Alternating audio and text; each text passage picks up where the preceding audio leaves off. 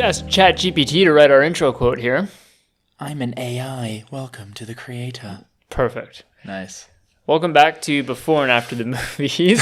This is Anthony here. This is Alman. What are we coming off a bit of a 2-month hiatus? A little bit of a break. Yeah. We've been out there experiencing the world, you know. I've actually been going through a big movie phase, but I can't say the same for my co-host here. No, we were just discussing our side reviews, and mine are looking pretty barren, but it sounds like you're pretty stocked up. Yeah, I'm actually going to have to omit some because I've seen so many movies. Oh, wow. This guy. Yeah. Yeah, I've been more about like the human experiences lately, you know. Just getting most. Anyways, so today we'll be doing The Creator, a sci-fi epic. An original sci-fi epic, yes, directed by Gareth Edwards, starring John David Washington, Ken Watanabe, and Allison Janney. And Gemma Chan. Oh yeah, Gemma Chan. Gemma Chan. Famously from which Marvel movie? The Marvels? No. It's only one of those. No, I don't know. Eternals. Oh, right. She plays a character's name I can't remember. Probably like Sao Chan or something. Actually, technically, she is in Miss Marvel. Is she? Yeah, she's the only actor to be cast in the same one, yeah. franchise. Huh. There you go. There you go. Half-ding for you. So this movie is... I don't really know much about it. I think I watched the teaser. I think anytime an original sci-fi epic kind of pops up, I personally get really excited. With lots of handheld camera and very moody cinematography. Yeah, cool machines. Cool machines. It's exciting. It always makes me a bit worried as well, just because these kind of movies can... And often do... Well, they can kind of like set the trend for the next 5 years of cinema. Okay, like if this movie kills it and brings in the bacon, you got here come our AI movies. Yeah, next year you've got The Planet and all these original IP sci-fi AI things. The robot. Yeah, exactly. The sentient. Fuck, that's funny. But if it bombs, then they're just gonna go straight back to pulling from the MCU, Star Wars, or it's Hunger honestly Games it's library. risky. It's interesting because I'm sure Gareth as a director writer, obviously he's come off some big IPs. You think he would have had his pick of the litter for his next project, but maybe he's is this a passion project for him? It must be. It must be something that he's been wanting to do or that he fought to do, because if he didn't have the critical acclaim of his last few films, I don't think he'd be given this. It's interesting though because it's almost risky, because if this movie bombs, if you think of sci-fi movies that have bombed, I'm thinking just off the hop here, Transcendence. Yeah. Oh my god. Lucy. Yeah. Movies I don't like think that. Lucy bombed actually. I think Lucy did really well. It was Jumpers and all that one. Movies like that, they kind of just write off the director. They kind of relegates them to B movies. He has to fight his way back up again. Exactly, which is interesting. Just a bit on Gareth's filmography here. Obviously, he started with an independent film, Monsters, I believe. I remember seeing that. I actually haven't seen it. I was hoping to get to it before this movie, so clearly not that into movies. Lucy cost $40 million and it made $470. Holy fuck. I remember seeing that in home video, that thing slayed. Yeah. But no, you're totally right. He did Monsters. And then he did 2014 Godzilla, which I think it's a bad rap. I think it's a great movie. It's got great scale, atmosphere, tension. And the complaint that you don't see Godzilla enough is a dumb complaint, because that's how you play with a big monster like that. So, and he obviously was chosen for that project because of Monsters, where he evokes a very similar theme. So it's obviously what they were trying to achieve with the unseen monster, the glimpses. And I thought it worked well. I've only seen it maybe twice. Yeah, I think I've seen it twice, but I've always fun been memories fine with of it. Yeah. It's really well shot. I think Bryan Cranston gives a very short but amazing performance. Yeah, Aaron Taylor Johnson. Yeah, gives a pretty Aaron Taylor Johnson performance. Sure does. And then we go to... He went straight to Rogue One? 2018 or 2018. Oh, no. I think it's 2018. Yeah, okay. Maybe 2017. Yeah, well, either way, we got Star Wars Rogue One, which is the best Disney Star Wars movie. Yeah. The movie made $1 billion, eh? Yeah. So it was a huge success. And the second best Disney IP of the Star Wars franchise, the first going to Andor, which is kind of a spin-off of Rogue One. So, I mean, he's acclaimed. He can make movies. I love how you say that like it's just fact as well. So I was trying to generate some discussion there. No, I mean, I haven't seen Andor, but I would agree that when you actually, to be fair, it doesn't have much to beat, so it's not saying that much. But I think this and Force Awakens are quite close. Yeah, that's fair. I know you're a big Force Awakens fan. Yeah, I like Force Awakens. And what I loved about Rogue One was the look. and it seems like the look has really been transferred over to this movie. So much so that when I was doing a little bit of research throughout the week, if you type the creator, the first like Google suggestion that comes up is the creator connected to Star Wars? Oh, classic. And I think that's because people are seeing it and it feels like a Star Wars movie. It does, or like a modern gritty Star Wars movie. Just quickly before we proceed here, I want to hit you with some side reviews. Just to be clear, he hasn't done anything since Rogue One, right? No, not that I could see. So he takes his time. I like that. I like that as well. I like that. a little waiting,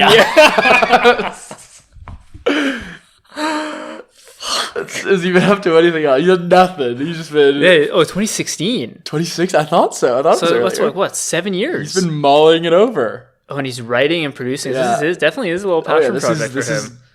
I thought it was Garth for a while. Gareth All right, easy. Pull up the creator wiki there. So let me hit you with my side reviews here. I've been using Letterboxd. So for all of our listeners, you can follow me on... This is such a long list! You can follow me on Letterboxd. Nobody uses this app. My handle... Your profile picture is half of our artwork. Is AJoel21 on Letterboxd. Use a real picture. No, because I'm promoting the podcast on here. We can take something for you.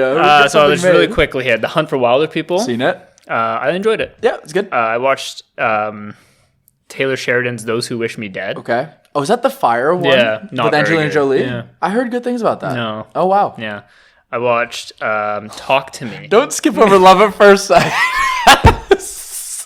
What the fuck is Love at First Sight? It's a Netflix original rom-com. It's really bad. Out of 10. I don't do out of 10s, but it's really bad and I don't recommend it. He gives it 5? I would give it less than a 5. I watched... Let me see the list. Gotta hide the list. Okay, I watched Talk to Me. Oh, I've heard it's so good. I actually keep thinking about it. It's really good. I need to watch it. And you're a sucker for a good, well-written horror movie. I think you'd really like it. It's just right up your alley. I'm desperate to watch it. I watched The Lost City. I will never watch that. Yeah. They Cloned Tyrone, another Netflix. Oh, yeah. I heard it was like 98 on RT. Yeah, it's good. It's good. I'm probably not... Yeah, it's really well written, good humor. Some of the jokes, not really from, like, for our demographic, let's say. Yeah. But yeah, it's really good. John Wick Chapter 4. I've seen that. It's fucking good, Yeah, man. It's really good. I like it's, aside from maybe the first one, it's probably the most simple of all of them. It's just action from start to finish. And it does it, it's creative. Yeah, it's well shot. Creative, and you feel... What I loved about John Wick 4 is, like, you can just feel his body... Finally, this is the first one where I was like, oh, fuck, he might actually die in this movie. Because he's, like, struggling more and more as it goes on. Like, when he falls all the way back down the stairs. Yeah, and you're like, fuck. That really got me. Joyride, the, like, raunchy comedy. With, Ice Cube? No. What's that one? It's one with, the 4 Asian girls. It's got, like, Ashley Park. It's produced by Seth Rogen. Oh, is it? Yeah. Yeah. I actually know one of the actors in that movie. Oh, nice. Yeah. It's actually quite funny. And then I watched X and Pearl. I think we talked about X. I watched Pearl. I thought Pearl was just sensational. I didn't like it that much, but it kind of sits... The end credits, though? Yeah, it sits in the back of my head. Yeah. X didn't really do it for me. No Hard Feelings with Jennifer Lawrence. Oh, that's the one with the kid. Another raunchy comedy, not very good. No. Pixar's Elemental. Nah. I did not like the look of the animation style. Yeah. It looked like a bit of a downgrade from some of their work. But it was interesting how it was on an article recently of like it was a big sleeper hit. Yeah. Because the first weekend it was about to be the biggest bomb ever, and then it just kept chugging along. Yeah, that's it. Okay. But let's get back to the creator. Let's jump back into it. I finished The Bear season 2. Oh, nice. It's really I'm halfway through the first season. Nice. Loving it. Any other shows or anything? Any like iPad playing movies? No, yeah, there was. It's always like a renaissance hit. We watch Wedding Crashers. I know. We were watching The Office. Oh, God. No, I'm just kidding. I've been watching some like doc stuff. Like I watched a Newcastle documentary. It was like 10 episodes. I watched. We talked about Wrexham. Yeah, Welcome to Wrexham. Okay, let's get back to the creator here. I got some fast questions for you. Sure. Will the primary weapon be guns/lasers or like a sword type? I don't want to say lightsaber, but some sort of staff or something. Just the general combatants are using? Yeah. I think we're looking something along laser guns. Yeah. Do you think this movie was made with a franchise in mind or standalone? You're Gareth, you're burning the midnight oil, you're writing this one in the back of your head. I mean, there's no way he doesn't want to set himself up for a nice 10-year trilogy. got another 4 years off. Walk it to the bank. I think it's kind of a cop-out answer, but I think it'll be left in a way slightly open-ended. We can visit to this, but I'm happy. I think it'll be a very contained story. Okay. Like, you could leave it alone and it'll be fine. No post-credits, no chance. Will we get a Chat GPT joke or reference? Yeah. Yep. AI is very popular right now. It's a great question. Such a buzzword. Yeah. My first note on this movie is I'm a bit hesitant. Hesitatory. I'm AI and I'm hesitatory. Because it seems like we're kind of getting like an escort mission type thing. With I'm getting like chosen child vibes. The trailer is a little bit worrying because it feels extremely... It's like the Terminator mixed with Elysium. Yeah. It's like, oh my God, I wrote that down. Yeah, it's like prophecy, child, buzz cut. It's all very, we've seen it, done it. But I'm confident that there's more to it than you got to escort this girl from one place to another. Yeah, I do not like chosen child Reluctant movies. anti-hero must take child, ends up sacrificing I wrote down themselves. some. Looper, chosen child. Yeah. Deadpool 2, chosen child. Children of Men. That's a great comparison. Yeah. This movie seems very Children of Many. Yeah. With a bit of action. Bit of like District 9 in there almost. Like these two things living amongst each other. Just replace AI with aliens. Okay, yeah. John David Washington. I like him. He's a great physical actor. He needs to win. We had Black Klansman. Is that how it goes? I think so. Just about how many times you hear that tennis, song, you forget. I've been gone. The plan. That's the one. Opening scene. You got an opening scene for me? I think it's just going to be like it's going to open on the year 2023. Yeah, that's what I got. I think it's just like people shopping, or maybe like 2028 or something. People are shopping in a mall. I'm walking with kids in LA, and then you see the warhead go off. Oh, okay. So kind of like Terminator type vibes. Yeah. I mean, it sounds like you haven't seen the main trailer, so I'm a little concerned right now. That's okay. I didn't see trailer 2. I only saw trailer 1. I think I just saw the teaser. Yeah. But I mean, it mentions that like AI detonated a... Yeah, I would assume. Bomb, and now we're living in the future after that. My opening scene is present day. We kind of see like the use of AI and robots for good, like healing, helping society. Some treatment. Yeah, exactly. And then we see like... we're studying for his paper. Yeah, exactly. Rapidly see more uses, more integrations. So like a live-in care aid. And then I think we're going to get like a news scroll of like sentience, and we skip ahead and we get this nuclear thing. And then so we're just seeing how we get to this world. Yeah, it makes sense. I would prefer if we just kind of started in this world, maybe. It could just be like John David Washington like on like a scouting mission to get supplies or something. Yeah, that would be nice. How do you think this movie's going to be in terms of action balance? What are we? I think it's 220. 220. Are we going to be... Because I'd like some action. Like I know, like Gareth loves to do tension action, similar because Rogue One we had the raining shooting scene with Mads. Great. Yeah. Obviously Godzilla's high tension. This tension kind of likens me to Mission Impossible 5, Rogue Nation type tension. So I'm down for that. I don't want like over the top. Not Terminator levels. Yeah, maybe get like one chase scene in there, kind of frantic. Running around, but I'm very curious to see like what they go for. I saw the budget was 80 mil apparently. Well, it's a bit lower. So it's a bit lower, a bit lower than I was expecting. So I imagine that means they're saving, like Godzilla, like let's have a few really great sequences. Mm-hmm. But I think there'll be a lot of dialogue and a lot of world building, shelters. Probably. Yeah, that's exactly what I have here. Shoot this on the lot. Second act, go to like an area where it's like a still a shelter area. Yeah, it's like hybrid people or something like that. Right. And there's like some eccentric leads, like a character actor, and they get double crossed. But then Ken Watanabe helps them out. Right. Yeah. What do you think about this little girl who they say like whoever has this child wins the war? Like, do you think it's just literally because she's destined to be a leader because she's like half AI, half human, or do you think it's maybe something a bit more unique? Yeah, it's like the AI has seen every simulation, and if she survives, then it's the only way the AI can lose.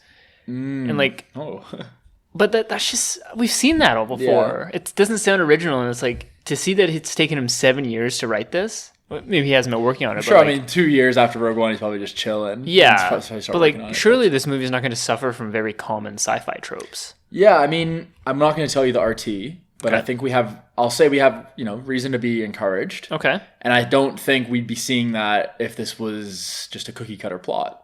That's good. That's what I want to hear. So, like, is it up there with... Why would he want to... Yeah, like, why would he want to make this? Obviously, he thought of something He has a unique idea, yes. And that gives me hope that it's not just an escort mission, save the child, save the world. Otherwise, it'd be on Netflix. Like, obviously, they've backed... It's 20th Century Studios, as it's called now. So I guess Disney is still the parent overall company. Oh, okay. But it's like its own separate brand, so it's not trying to be a Disney IP. Mm-hmm. But obviously, they've backed this movie with quite a bit of money. So are we going to get the Fox logo? Yeah, in the trailer, it's instead of 20th Century Fox, it's just 20th Century Studios. Oh, cool.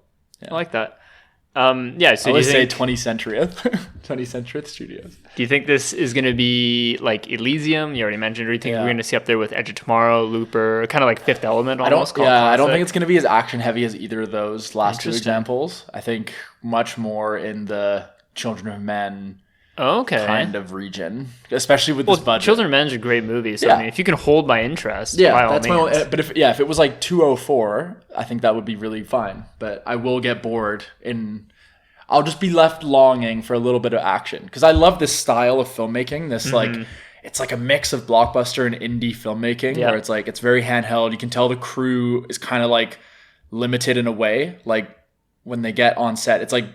It's not like an Avengers level production where it's just like green screen everywhere and everything's kind of computer generated. It's a lot of like practical stuff. Got to stretch the budget a bit. Yeah, exactly. Let's get creative with it. Do a nice some oneers through. Yeah.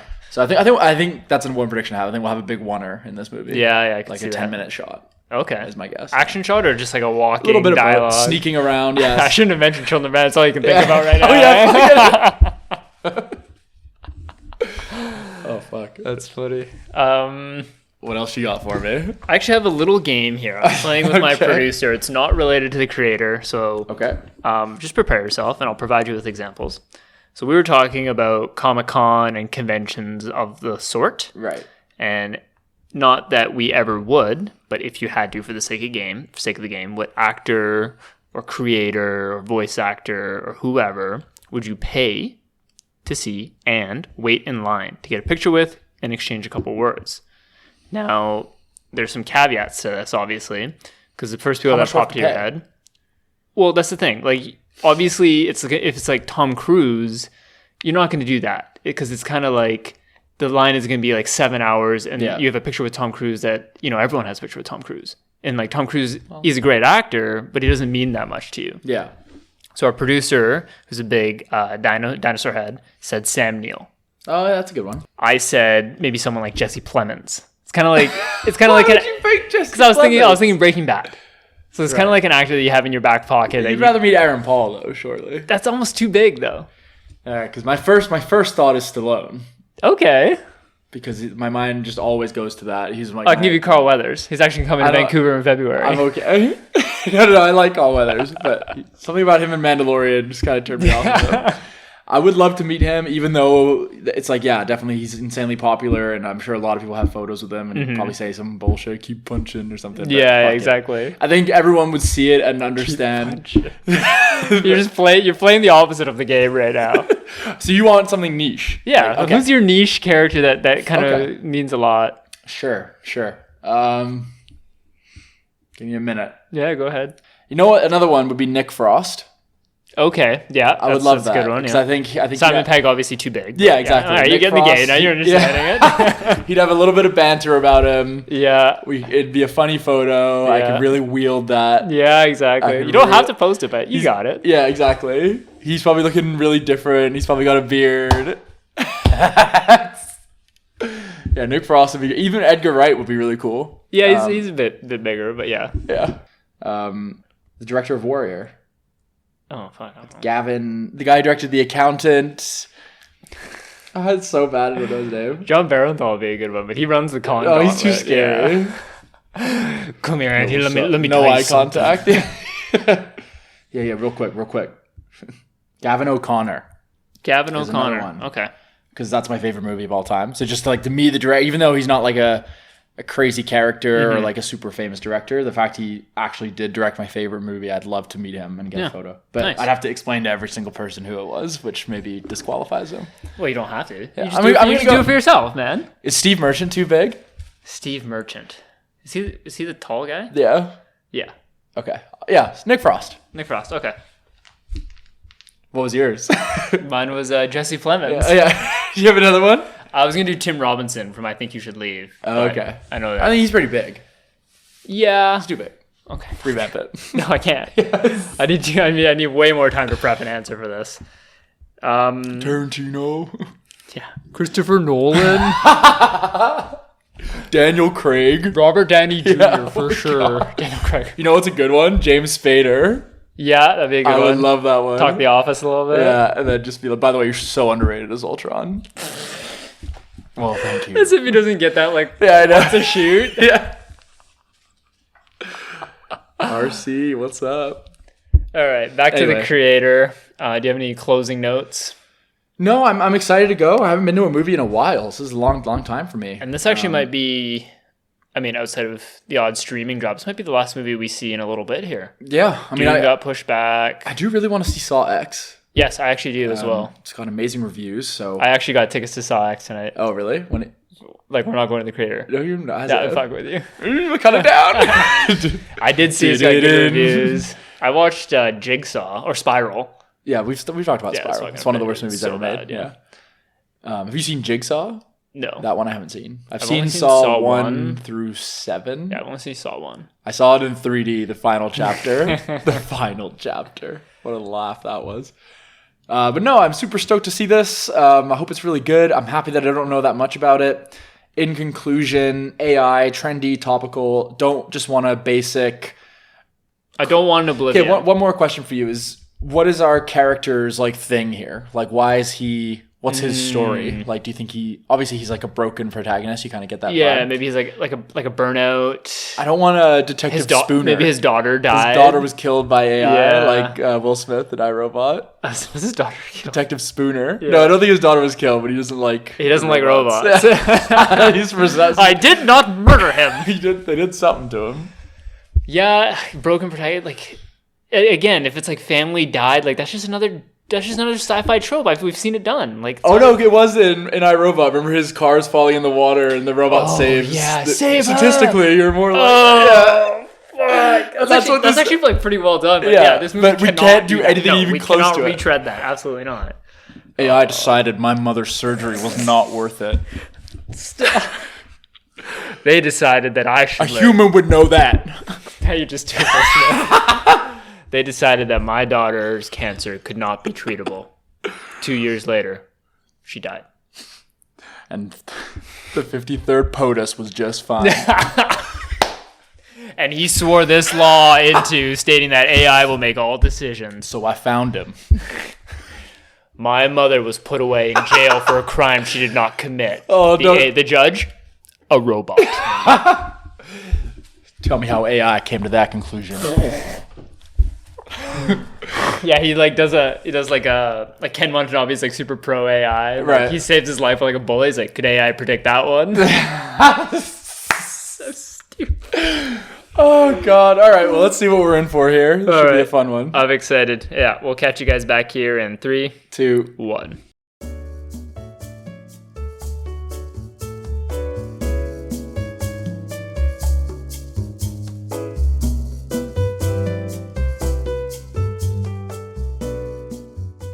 How do we get this stupid mixer to work? It's just programming. Nice. I actually kind of sound like John David there. He just sounds a little bit like Denzel Washington. So you sound a little bit like Denzel Washington, I guess. Okay, I'll take that. All right, let's get into post-show for the creator off the hop here. We no longer do out of 10s. Let's just say... Auntie, did you enjoy that movie?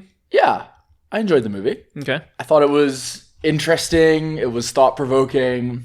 It was unique in a way that I was happy with, as opposed to the tropes and the tried and true things we had kind of feared it would just be copying. I didn't really feel that. Certain like elements maybe, but I thought it was a very like human story for the most part. We'll talk about the kind of the third act. I think things get a little out of control, but I do feel like it was a good movie. I don't have a bad thing to say about it visually at all. Oh gosh, no. Sound design was great. Hans Zimmer did the score. We didn't touch on that. Yeah. I didn't know that. That really stood out as not just like a generic like apocalypse thriller kind of score. Yeah. Some great performances. Liked the characters. Have issues with it, which I would say are primarily... Yeah, I'll hold on for that. What would you say as far as your pros? My pros were like. Well, did you like the movie? I feel like you didn't like it. Yeah, I don't know. Oh, interesting. It didn't take me to places where I wanted it to take me. Visually incredible, set design, cinematography, the costume design was great. Yeah. Props and all that. Like, it's the kind of thing that you'll look back on and really kind of gush over those things and convince yourself it was a better movie than it was. But the dialogue was very ham-fisted. John David Washington, I give him props because he really owns the screen when he's on it. But like I said, he's a good physical actor. He doesn't have much range, though. He just felt so cardboard. Yeah, I mean, you see the moments where he's happy. You see him very... I don't know. When he was, like, heartbroken, I feel like he's really good at portraying, like, sadness just with his face. Like, he's more of an expressive I guess kind of actor than his dialogue. His dialogue is very, like, Keanu Reeves-esque. Yeah. Gotta get to Nomad. Yeah. Take me to... There's some screaming. Nirmada. And the supporting cast outside of Ken Watanabe and Allison Janney maybe was like, obviously they had to save budget somewhere, but it was like that the army crew was like almost cringeworthy bad. In what sense? They were just like... Just their acting? Yeah. You better not get me killed, Taylor. Watch my back. Yeah. You two, cover me. Got it. You go over there. And it's like... Roger that. At first, the movie started, I was like, okay, I hope there's not dumb characters, but every decision characters made just seemed dumb and dumb. Yeah, I think you're tying into my big issues with it, was that, like, in order for the plot to kind of work, like, basically the basic premise is obviously, like, the AI beings are very pure and good, and they just want peace. Just want to live, yeah. And the nuke that they set off in Los Angeles was a coding error due to a human, but humans have never been able to forgive them for that. So they're constantly looking for this weapon that they can destroy because it can destroy their own weapon. Nomad is this MacGuffin. It can scout them, identify them, and then launch missiles at them. Yeah. But just a quick note on Nomad that this seeming like omnipresent thing can scout out the AI. But like, if you get on it, you're good to go. Why are they sending people into like Neo Asia to be like, this is where you need to destroy? Just fucking have that thing fly around and drop. It seems to have unlimited fucking missiles. Yeah. And like, that's another thing. Like, because the housing thing that she was in was protected from it, I think. Why don't you just drop like... Why don't you just like go school like scorched earth? Just nuke the entire continent. Well, I feel like they were trying to not do that, because what I liked about this movie is that it felt like it took place in like a real society with like news. And it's like in like war movies, when you get into like the opposition territory, a lot of the time it's just like all war zone. But it was like life is still going on in these cities, and they can't just like nuke the whole place because there's humans there too. And they're at war with like... They still kind of did, though. Not really. Only when it was like pure desperation. Okay. So I liked that it was... I can see the counter argument. I've seen Oppenheimer twice. I may not agree with it, but I can see the counter argument. Yeah, like that's kind of what I'm saying.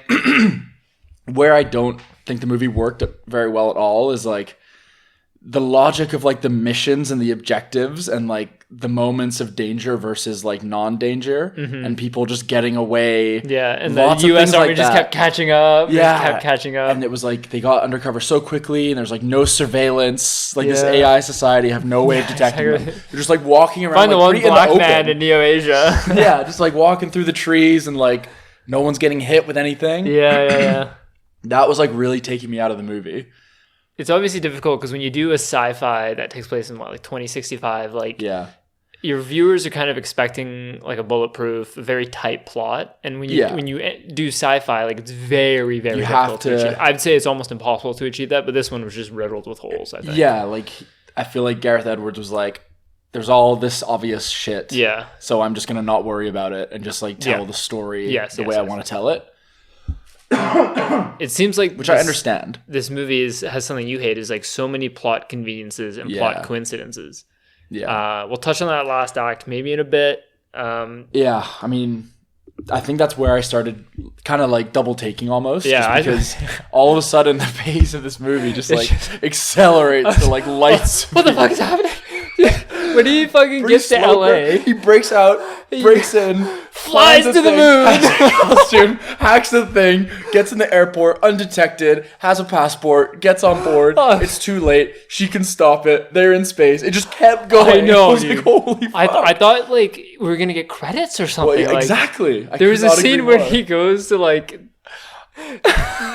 They get rescued from the temple. The people were just clueless to stop them. And they're like, for some reason, we can't kill this little girl, so we brought you in to do it. That's right. We like cut to black. I thought that was clever. And we come back to LA in this scene, and he does that, and I was like, oh yeah. I was like, what is? Oh no, sorry. So he does get separated. Yeah. So he does the EMP thing. But he whispers to the kid. Yeah, and then. They're in like the ambulance going to be burned. Yeah, and you're expecting I'd like to go to that. You're expecting the movie to end, and then all of a sudden I was like, "Oh my god! Like there's more of this movie." And I look over, and you check your watch. I was like, the first time that I've watched so many movies with you is the first time I fucking glanced over and checked your watch with you. I was like, "How much fucking time is left?" I was just confused. I was like, "Am I in for like a very quick setup for another movie?" That's what I thought they were gonna look up at it, and then it was gonna end, and I'd be like, "Okay, he's left it open ended." Yeah. But I think I figured it out. My theory is he's terrified. He's never gonna get to make another one of these movies. So I think at some point he decided, like, I gotta fucking cram the trilogy into the last 30 minutes of this fucking movie. It was mind-boggling. Do you think that... So the pace. It's outrageous. I actually fixed it. I wrote a note that would fix it. Is the last... end it earlier. The last act paced so strangely, went from killing the child to boarding Nomad, blah, blah, blah. Why not just evac them from the temple like they did? Get them on a ship. They're like, we're taking you home. Yeah. And while they're on that evac ship, the kid controls the ship, takes them to Nomad. There you get your Nomad scene. Instead of going all the way back to the US. Back to LA, you do this killing thing. You escape from a car Lunar for Air. some reason. Yeah. You get on Lunar Air. And then just like it went full like Revenge of the Sith with like the gates opening and people getting sucked out and like all this crazy action sequences that just didn't. They literally shoved in like 7 minutes, I think. Yeah. Like it honestly felt like. Because as you it was may like or may epilogue. not know, yes, Rogue One went through a series of rewrites. Right, I didn't know that. In the third act. And this movie's third act almost was like him being maybe that's just his style. Maybe he... But maybe this is the original vision he had for Rogue One. Because if you notice, like the scene where they're like on the plane and there's like the smoke canisters, there's guys holding the guns. It looks so much like Rogue One when Vader comes out. Yeah. Dude, there's a scene where they're boarding the U.S. Army is boarding the Lunar Air in the smoke, and they have like a green laser pointer. Right. And it like there's a split second scene where the green laser like waves vertically in front of the camera, and I shit you not, I thought it was a lightsaber. Oh, really? I was like, what the fuck is going on? That's the twist. Yeah, I was like, oh my god, like, universe. what the fuck is going on? Like, what is he doing? And it's so clearly like, it's like a middle finger to, I actually wrote it down here. You're going a bit tinfoil hat with this. Tony Gilroy came on, just hold on, listen to me, came on to rewrite the third act of Rogue One. Okay. Tony Gilroy has now gone on to be the showrunner for Andor, a much more concise show, and maybe that's what made Rogue One, and this is what Gareth pumps out. So you're just saying he had too much control. I think he needs I think it's suffering from Neil Blomkamp syndrome. I think he's a great director who's got great vision, great with the camera, but perhaps needs a writer to come on board because Neil didn't write District 9. I would totally agree with that. I think over cramming a third act is something that an inexperienced writer would do. I wonder if there's like a Gareth cut. This movie either had to be 2 Gareth hours. Cut's got to be like 4 hours. Yeah, this movie either had to be 2 hours longer or, I don't think or so, 30 though. minutes shorter. Yeah, I think it was shot pretty concise, and I think you're right in that this was how we wanted to do it, because I think that he had a certain budget to work with, and he just decided, I'm just going to make this crazy pace at the end and shoot it like very quickly without breaking down the scenes too much, and I'm going to try and tell all my story at the end. It was outrageous when he tells the kid to go to the control room, and the kid gets to the control room, and it's nobody there. Fucking empty. It's I was empty. Like, what it's the like a little You can tell Gareth was probably just like, nah, fuck it. Yeah, it's all good. There's nobody there. It's fine. Yeah. They wouldn't expect someone to be on there. We're 15% over budget. It's fine. Have you seen Rogue One? Don't bring the background out. Cancel catering for the day. But sir, we're so hungry. Where's John? Oh my gosh. I thought it was cool, like you figure out very early, you're like, obviously that's like his kid or like a copy of his kid or some shit. But that wasn't bad. I still like the way they handled it. The emotional connection was good, and how his switch to being very ambivalent towards the AI and having this like inseparable bond, and the coldness of his comrade just being like, it's just programming, man, like using his own line. I thought that's all good. It's all good stuff. Yeah, that was all good. It gave me like Last Samurai vibes, especially with Ken Watanabe kind of playing the same character. I think the other thing we're kind of leaning into is like, he likes this analog style where it's like, let me mix crazy high tech with like very grounded like huts and farms and stuff. Yeah. And that creates plot holes as well, because it's like, you can't have technology just this fucking advanced, but just allows so much like lack of security. I saw go ahead. I think the other answer he would say is because they're like super peaceful, so they don't like worry about it, like they're not trying to like be overly tight with their weaponry. But then it made all the action scenes feel very clunky because they're trying to hide that from you at first. They're like, oh, this is the AI, like, be careful of these military. But they're all, like, missing. And I feel like he's not sure if they're, like, he doesn't want to show them, like, being super, murderous. Yes. Unless they have to be. Which I actually kind of like that. It's good when they reveal it, but the first half, it made those action scenes now have, like, no tension to me. I see, yeah. Like, okay, when the police first approaches that girl in her, like, mech suit, and she, like, shoots 3 missiles in the air. Yeah, and they just keep surviving. Like, nobody's dying. Yeah, and then she destroys all those cop cars, and I was like, why would they not, like, react to those missiles? Like, they get there, it's like... But I guess they're just, like, so used to not being violent. Yeah. And they're just, like, defensive, like, hey, please move, move. And it was a cool spin on, like, the traditional way we project, like, AI. So there's some really cool stuff there. I think I agree with you for the most part that like the dialogue was rough in a lot of parts. Yeah. The characters outside of like the main characters, like the 2 main characters. Yeah. Very like... The kid was good. Yeah, kid was really good. Very emotional like performances, lots of good crying that felt really real. They had to give poor girl a couple of exposition lines. Like, the launch pod's not working. The mechanical arm is stuck. Keep pushing the door. I guarantee you, Gareth. Someone was like, Gareth, why doesn't she just control the launch thing to open it? But I'm sure it was like she can only shut things down. Physically stop it or something. Like there's something like a physical barrier. I said here, the killing of the robot monks was a bit on the nose. Yeah, I agree. Like I think I understood before that to have them all lined up in a shooting line. I was like, oh god, come on. Yeah. Totally agree. Just to your point about like antiquated objects in a sci-fi society, there's a glaring example of that was the truck when they get in the truck, right? And it's like this super high tech truck that like starts by the kid, but all the external shots where there's like beat down diesel truck with like a muffler, and it's like you can make it electric. You can make it electric. That's okay. Yeah. Yep. A lot of that. Very consistently. And what was with the weird like delay bombs? Like they did the exact same thing they twice. Did twice. Get it off! Like I've seen this. It's not that cool. Why didn't they react? Or they like, oh fuck, it was tagged. It was just like so. They turned around as if they hadn't been hit, but you clearly could. Yeah, she was like, "Oh!" First, I guess they just thought it was like a regular bullet, but it made like a doom. Yeah, sound. It would have been really cool when the first girl gets hit when they see her. That one of the guys try and push her out of the plane. Yeah, that's what I thought. And then it can still explode for the lack of humanity side of the humans. Yeah, exactly. But it was weird. Both times they did the same. They didn't play. Let me try and pull it out. Yeah, hopelessly.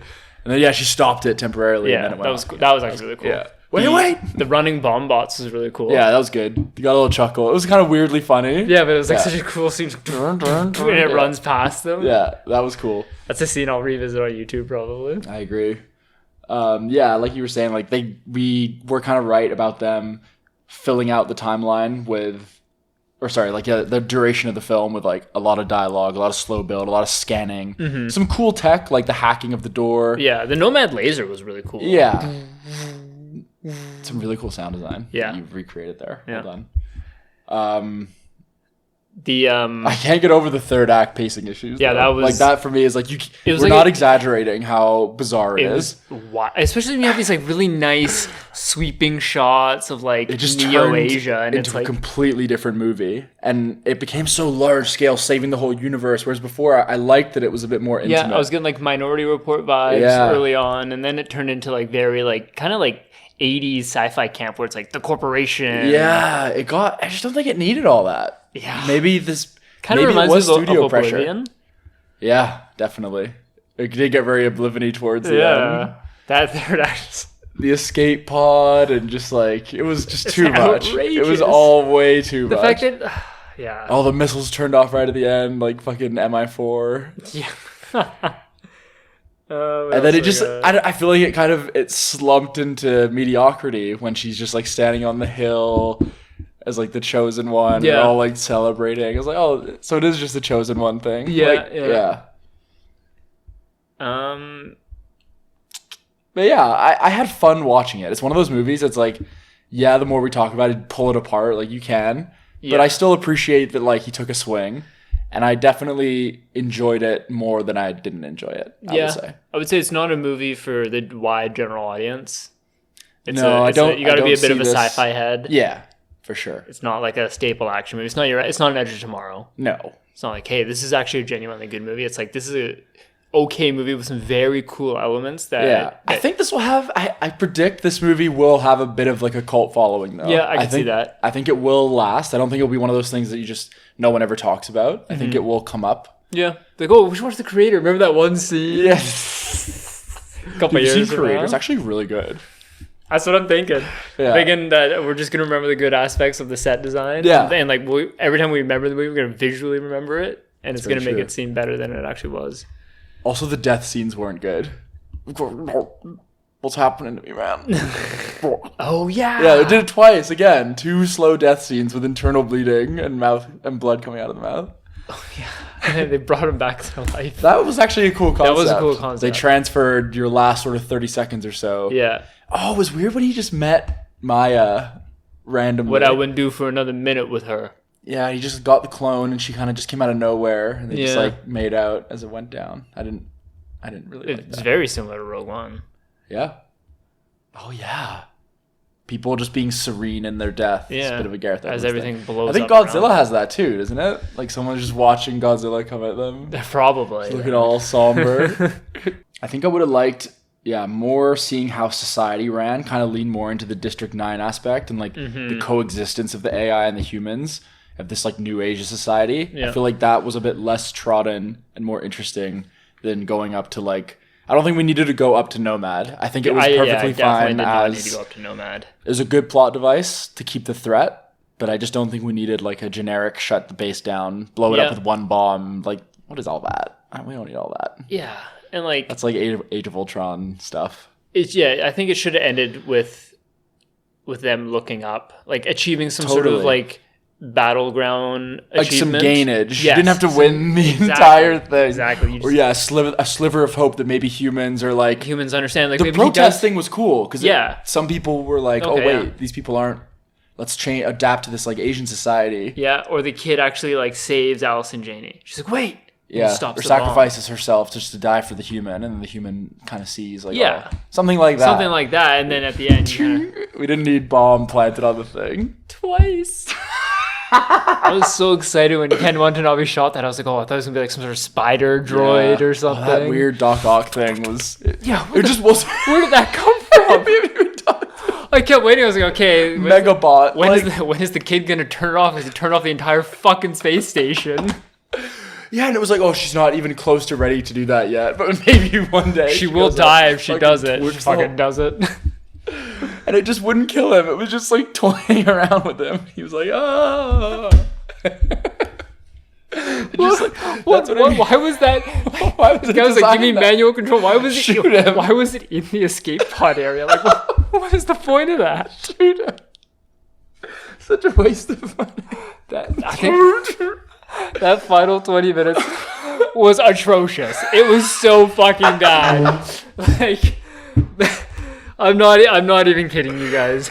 Yeah, you're right. The one like, but it was so shocking that I also enjoyed it. I was like, they surely were editing now. Like, there's like 2 combat sequences in that final 20 minutes. One is a fucking weird Doc Ock thing that's not cool. It's not cool. So and the other one is like it's set up to be this like kind of Rogue One like smoky board the plane, and they all just get sucked out. I love how when the plane was going up, it was like, we're evacuating, everybody off. No one tells him to get off. He's he's like, let's just wait here. They're so far ahead of everyone. The commander with the deep voice, after they realized they're at the airport, he's like, find them. And then after the plane takes off, he's like, ground all the planes. Like, buddy, you're grounding those planes. It made no fucking sense. It was like Shawshank Redemption level of planning. He knew every single thing that was gonna happen, but he never fucking given it 1 second's thought. He's never been up there once. Yes. He's never been up. He's like, the layout? Find the control room. It just happens to be like 2 rooms over with nobody in it. Completely empty.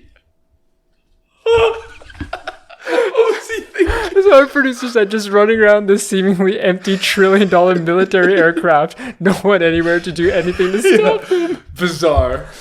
So strange. That was strange. I wish that whole thing didn't happen. For the first 2 hours, and pretty good. The worst part is it kind of made sense with the AI lab. Because it was like, I see it's in their nature to like not be super hostile. Yeah. That was like as human military base as it gets. It was like, what is it? Telling me you have no worry that the AI could build a spacecraft and come up there if you just do casual lunar trips. Like, why is there not like turrets on it and like, armed military everywhere? And the other side is like, oh well, the AI never attacked. Well, maybe like you should look into that a bit more. Like maybe they actually are just a peaceful society. Yeah, it breaks a lot of what's good about the movie, but. It's one of those weird movies where I'd still recommend watching it. Interesting. Probably not in theaters. I would. It would be a personalized recommendation depending on who's asking me if they should go see it. Totally fair. Yeah. Not everyone will like it. Some people will mock it. Some people will actually. Yeah. People will be like, you actually like that movie? Yeah, they will. Yes, I did. All right, I think that's enough for tonight. Yeah. That was a good time. That was fun, though. Hopefully. Okay, and that's been The Creator, so I've been Amin. I'm actually, bye.